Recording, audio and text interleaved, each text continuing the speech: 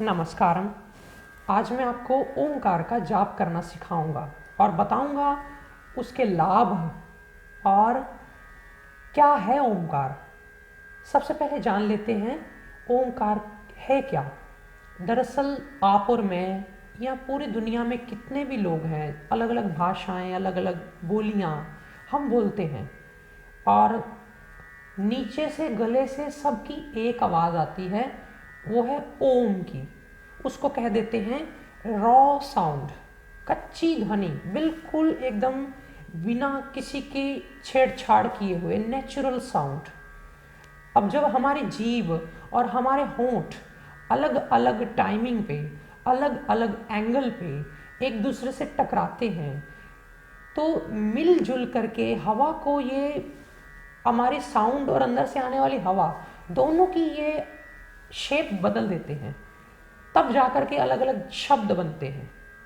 और ओमकार जो है वो एकदम अनटच है, एकदम नेचुरल है, जिसके ऊपर कोई टकराव नहीं हुआ, कोई उसके साथ छेड़छाड़ नहीं हुई।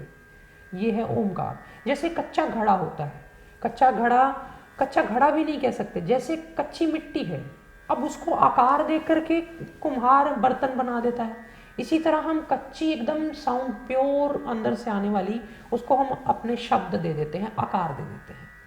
अब बात कर लेते हैं ओंकार करना क्यों। क्योंकि हमारा माइंड शांत होना मांगता है और ओमकार करते करते हम लास्ट पे जब शांत होते हैं ना, तब हमारी जो ध्वनि है वो साइलेंस में जाके मिलती है, साइलेंस से जाके जुड़ती है ओमकार के वक्त।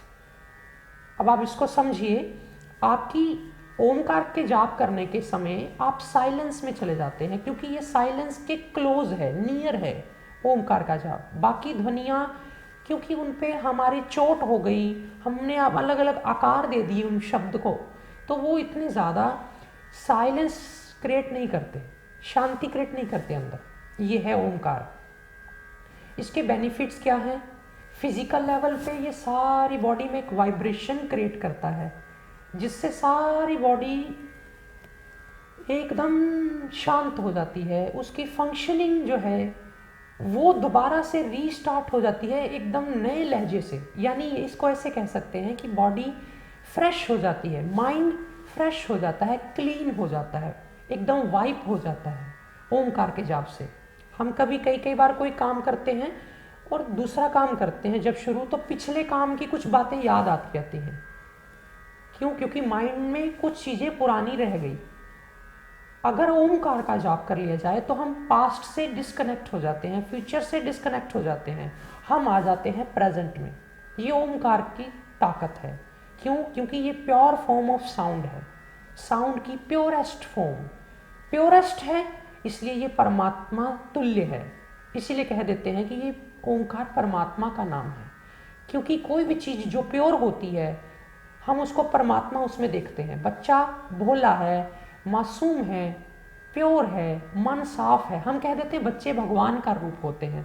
ऐसे ही जिस चीज़ में प्योरिटी दिखती है उसको हम परमात्मा कह देते हैं। ये परमात्मा का ही नाम है। क्यों? क्योंकि इस पर इंसान ने कोई छेड़छाड़ नहीं की, ये प्योर फॉर्म ऑफ साउंड है। अगर हम अपनी छेड़छाड़ कर देंगे तो फिर ये हमारी यहाँ की बनाई हुई क्रिएटिविटी हो जाएगी। क्योंकि इस पर कोई छेड़छाड़ नहीं हुई, इसीलिए ये एकदम रिच ऑफ साइलेंस है। और जैसे ही हम इस ओंकार को जाप करते हैं, हम भी उस साइलेंस से जुड़ जाते हैं। तो ये हैं इसके बेनिफिट्स, कुछ इसके बारे में मैंने डिस्क्राइब किया। अब हम जान लेते हैं कैसे करना इसको। ओंकार का जाप करने से पहले 2-3 बातों का ध्यान दें। एक तो जब भी आप ओंकार के लिए बैठें तो एक श्वास लेकर के आप छोड़ दिया करें। जब एक श्वास लेकर के छोड़ देंगे लाइट सा, तो ब्रीदिंग थोड़ी बैलेंस सी हो जाएगी। एक श्वास लेकर छोड़ा, उसके बाद फिर श्वास लेकर के ओंकार का जाप करना, लेकिन श्वास पूरा फिल नहीं करना, यहाँ तक लाइट सा सांस लेना है। अगर आप पूरा श्वास फिल कर लेंगे, जोरदार अंदर फेफड़ों में भर लेंगे, तो छोड़ते वक्त फेफड़ों से थोड़ा जोर से, प्रेशर से हवा बाहर आएगी, जो कि आपके ओंकार के जाप की रिदम को बिगाड़ देंगे। आपकी रिदम बिगड़ जाएगी, आपको करने का सुकून नहीं मिलेगा। ये बात हो गई। तीसरी बात, इसमें आंखों को बंद नहीं करना, धीरे धीरे आंखों के पर्दों को ढीला छोड़ देना और अपने आप बंद हो जाने दो। उससे आंखों पे स्ट्रेस नहीं पड़ेगा। फिर सारा ध्यान या तो होठों पे या नासिका से निकलती हुई श्वास से या फिर माथे के बीच में, ताकि आपकी कंसंट्रेशन इधर उधर भटके ना। और ध्यान मुद्रा लगा करके इस तरह से घुटनों पे रख लेना। ये है ओमकार का तैयारी, मेथड। अब इसमें कमर सीधी रहती है और श्वास भर के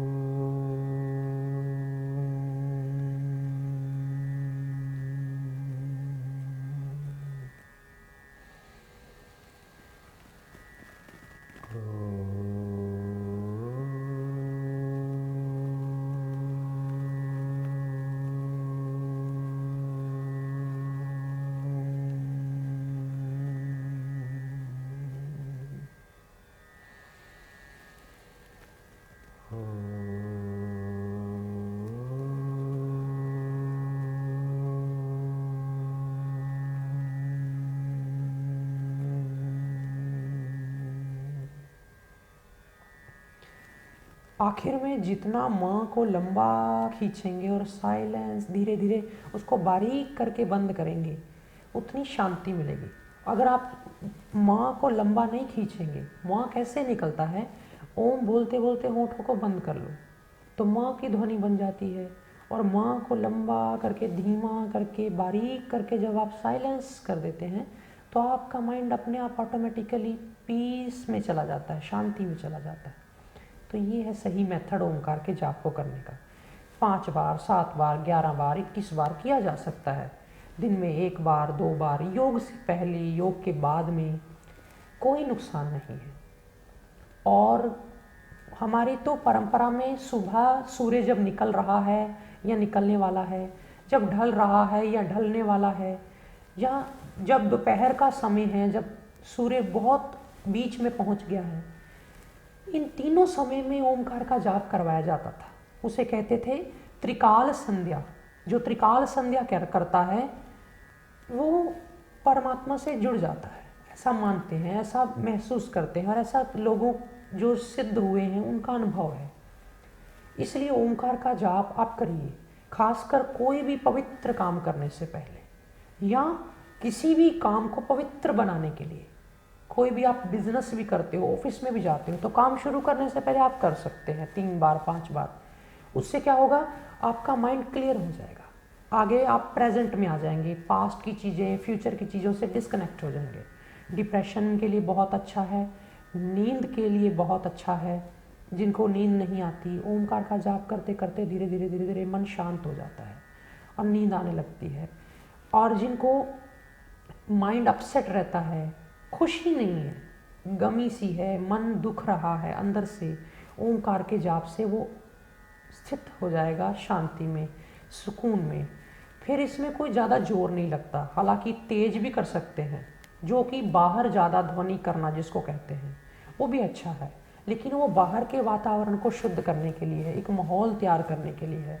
यदि आप धीमे स्वर से आराम से करते हैं, जो ध्वनि आपकी कंठ से नीचे नाभि तक जाए, आपको ऐसा महसूस हो कि फेफड़ों तक कंपन हो रहा है, वो आपके चक्रों को भी जागृत कर देगा। आपके मूलाधार, स्वादिष्ठान, जितने भी ये ग्लैंड्स हैं बॉडी के अंदर, सब वाइब्रेट करते हैं, ब्रेन वाइब्रेट करता है ओमकार के समय, और वाइब्रेशन से, स्पंदन से वो एक्टिवेट हो जाता है, अपना नए सिरे से काम करना शुरू कर देता है। और ओमकार का जाप पवित्र इसलिए भी है क्योंकि ये परमात्मा की इस दुनिया में सबसे, जो आप कह सकते हैं, पवित्र ध्वनि है।